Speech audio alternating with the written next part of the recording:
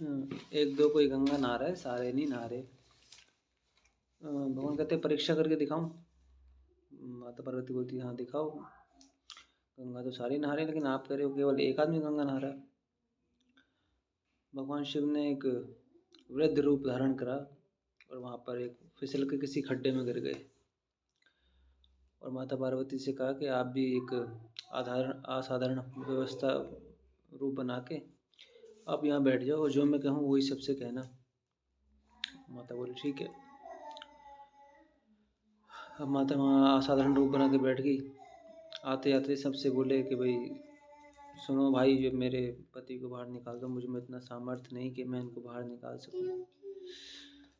जैसे को निकालने जाए तो कभी ठहरो, अगर आप निष्पाप हो तो ही निकालना, नहीं तो आप छूते ही भस्म हो जाओगे।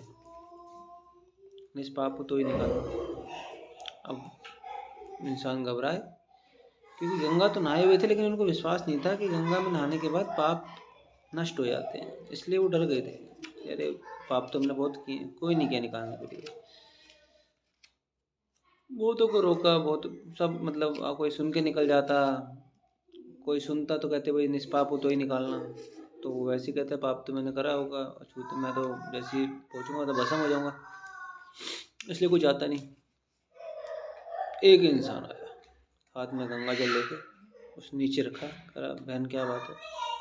पार्वती माता बोलती भैया मेरे पति नहीं खड्डे में गिर गए हैं गंगा में, आपको तो पता ही है मेरे में इतना सामर्थ्य नहीं कि मैं निकाल सकूं।